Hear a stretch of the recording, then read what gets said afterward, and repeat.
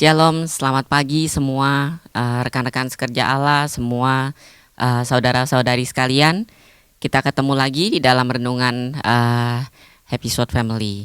Hari ini saya akan membawakan renungan, tapi sebelumnya kita akan berdoa dahulu. Bapa di surga, terima kasih Tuhan untuk semua kebaikan-Mu buat kami di sepanjang hidup kami. Bapa, kami mengucap syukur pagi hari ini untuk udara segar yang Kau berikan, untuk kesempatan satu hari yang kami boleh dapat lagi Bapa. Bapa, biar kiranya kami boleh menjalani hidup ini sesuai dengan rencana dan kehendak-Mu Bapa. Terima kasih Tuhan. Kalau sebentar kami mau mendengar renungan, biar Engkau yang buka hati pikiran kami Tuhan, sehingga apa yang disampaikan boleh merema di dalam hati kami dan menjadi berkat buat kehidupan kami. Terima kasih Bapa, haleluya Yesus, amin. Hari ini saya akan bawa renungan. Saya akan mulai dengan sebuah kesaksian, sebuah cerita tentang hari-hari yang kita lewati, yang saya lewati. Jadi waktu berapa hari yang lalu saya itu pergi ke toko. Waktu mau ke toko, saya ada bantu suami saya jaga toko, ya kan.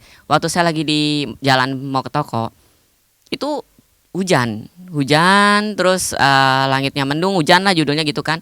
Aduh, terus suami saya ada di samping saya, dia bilang gini, waduh, hujan, aduh Tuhan jangan hujan dong. Kalau hujan nanti tokonya sepi, orang-orang jarang ada yang mau ke pasar gitu kan. Nah, karena kan kami kebetulan buka toko perhiasan, toko emas. Nah, biasanya kalau lagi hujan gitu Tuhan, lebih banyak yang jual, karena istilahnya mereka kepepet kan, mau nggak mau jual, hujan badai pun ditempuh gitu kan. Tapi yang beli ya mereka pikir hujan males lah ya, besok-besok aja gitu kan, istilahnya begitu. Nah, jadi nanti malahan kita nombok. Nah, itu juga salah satu kondisi yang kalau kita buka toko perhiasan tuh kayak gitu, karena banyakan yang jual daripada yang beli. Jadi kita yang mesti keluar uang, dan masuk hari itu uangnya sedikit. Kalau di toko emas ada teori seperti itulah ya istilahnya. Nah, itu tuh bikin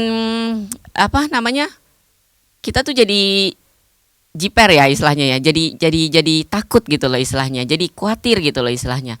Aduh gimana nih, udah memang belakangan ini pun kondisinya itu toko itu lagi lumayan sepi gitu kan istilahnya, lagi ya cukup sering lah kita nombok gitu istilahnya, kalau kita dengan istilah toko emasnya itu ya bilangnya nombok. Nah, jadi agak-agak sedih gitu dah, maksudnya hujan lagi gitu kan, kita pikir ya sepi lagi deh ini gitu kan. Ya udah, sampai di toko saya cuma berdoa. Saya bilang, Tuhan, Tuhan yang berkatin setiap anak-anak Tuhan. Ya saya tahu Tuhan hari ini kondisinya mendung-mendung gitu kan, hujan juga, dan model-model hujannya kalau yang saya kira itu hujan-hujan awet. Tahu ya saudara, yang gerimis terus panjang gitu ya, bikin orang mager lah, malas bergerak gitu kan, kita jadi males lah untuk ngapa-ngapain. Nah, saya bilang, Tuhan yang memberikan berkat itu Tuhan, saya bilang. Saya nggak tahu istilahnya gitu kan, toko ini bisa hari ini bisa kita masuk uang apa enggak gitu kan, tapi Tuhan juga yang tahu kebutuhan kami, keperluan kami, saya bilang seperti itu. Ya mungkin cuaca di luar kayak gini Tuhan, mungkin secara manusia saya nggak berani berharap bahwa hari ini toko bakalan masuk uang, istilahnya seperti itu. Tapi saya bilang saya serahin semua sama Tuhan, saya berkati setiap etalase yang ada gitu kan.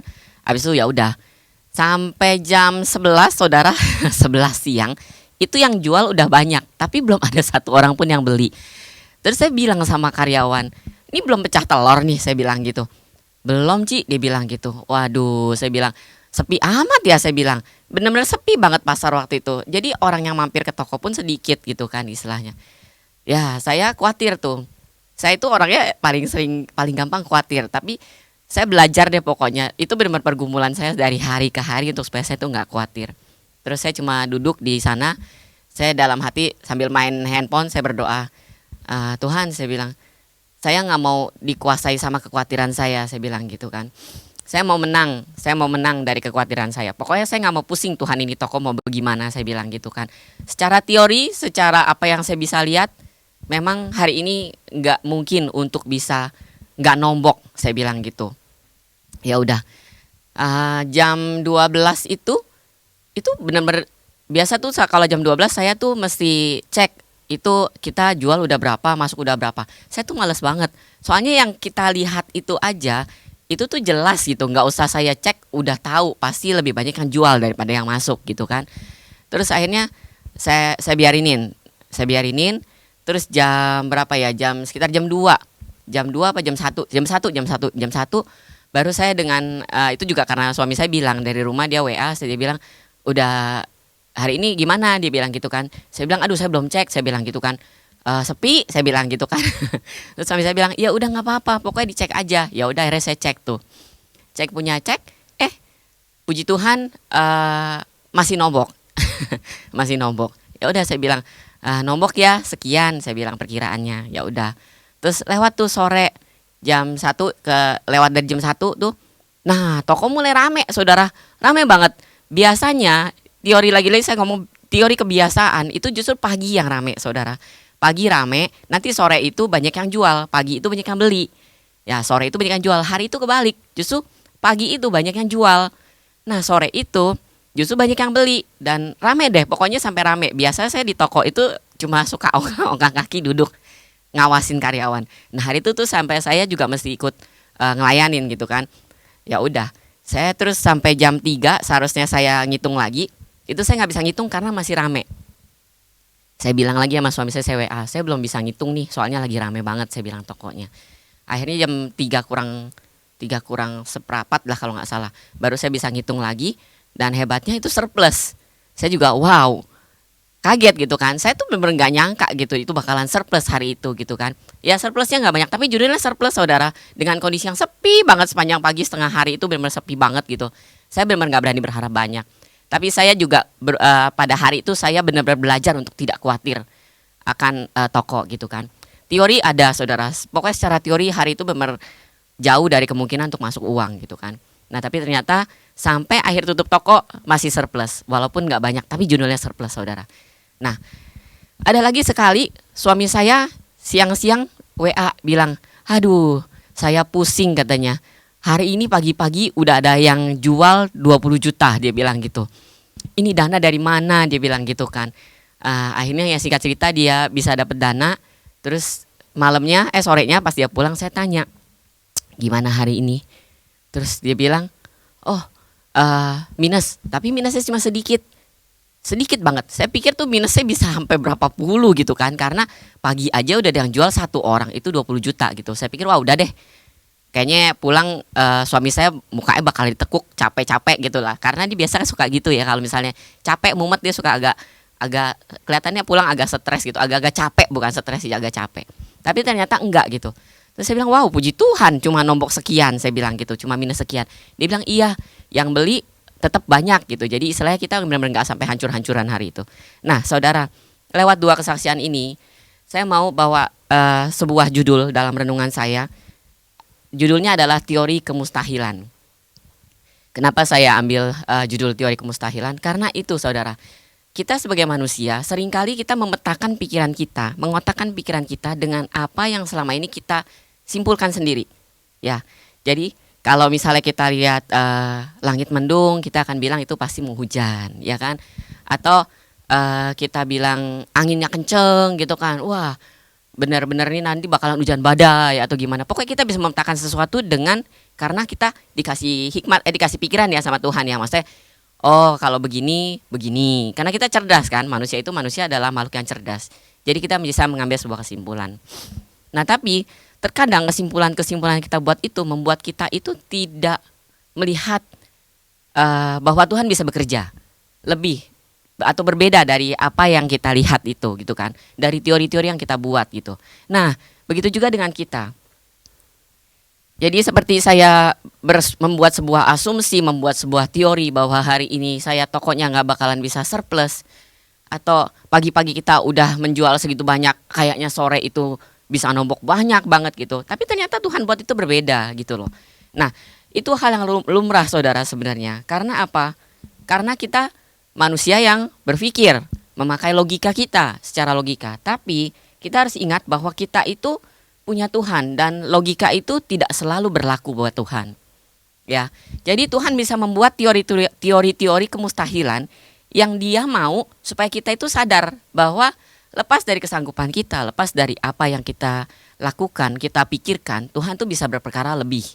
Nah, jadi janganlah kita menempatkan diri kita itu seperti katak dalam tempurung di dalam pikiran dan logika kita. Karena kita itu punya Tuhan. Dan Tuhan inilah yang membedakan kita dari eh, teori-teori yang umum gitu kan. Nah, kita harus menempatkan diri kita di dalam teori kemustahilannya Allah. Nah, itu dia. Eh, saya akan langsung masuk ke dalam ayat.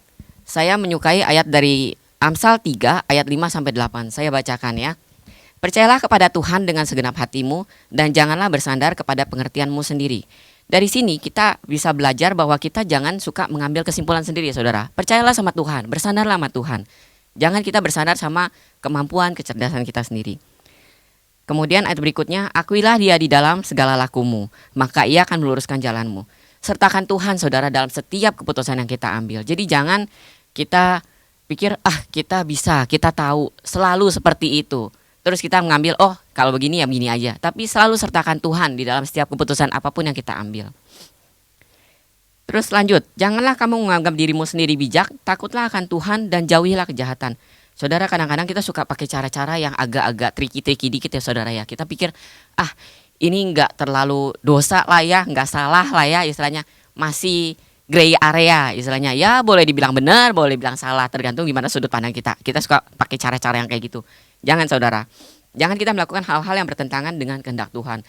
Jalanlah lurus ke depan, apa yang Tuhan mau. Nah, dan yang terakhir, itulah yang akan menyembuhkan tubuhmu dan menyegarkan tulang-tulangmu. Saudara, kalau kita udah berjalan mengikuti apa kehendak Tuhan, kita melakukan apa yang benar, tidak melenceng ke kiri dan ke kanan, saudara, otomatis saudara akan tenang. Dan saudara akan jauh dari yang namanya rasa takut, rasa khawatir, atau rasa bersalah gitu. Nah, akhirnya dengan seperti itu kita jadi nggak terlalu stres dan kita bisa menjalani hidup kita itu dengan sukacita, ya kan? Nah, seperti itu. Jadi ingat saudara bahwa kita punya Tuhan yang punya banyak kemustahilan yang Dia bisa lakukan. Jangan kotakan pikiran kita dan jangan kita mau jadi seperti katak di dalam tempurung. Seperti itu. Nah, sampai sini saja renungan saya hari ini. Sekarang kita akan berdoa. Bapa di surga, terima kasih untuk semua berkat dan penyertaan-Mu Bapa. Bapa ajar kami Tuhan untuk kami selalu ingat bahwa kami punya Allah yang penuh dengan segala kemustahilan Tuhan. Penuh dengan keajaiban-keajaiban dan mujizat-mujizat Tuhan. Biar Tuhan kami tidak mengotakkan pikiran kami hanya menjadi seperti katak dalam tempurung yang hanya melihat dalam logika kami saja Tuhan. Tapi kami mau membuka hati, pikiran kami dan menyerahkan seluruh hidup kami ke dalam tangan-Mu Bapa. Kami mau berjalan dalam penyertaan akan Engkau hari lepas hari Tuhan. Walaupun dunia seakan-akan menjanjikan hal yang buruk, seakan-akan menjanjikan hal-hal yang membawa kami semakin turun Bapa. Tapi kami mau tetap naik Bapa bersama-sama dengan Engkau Tuhan. Terima kasih Tuhan, kami mau menjalani hari ini dengan teori bahwa Engkau sanggup melakukan hal-hal yang mustahil buat kami Tuhan. Terima kasih Bapa, haleluya Yesus, amin. Shalom, Tuhan Yesus memberkati.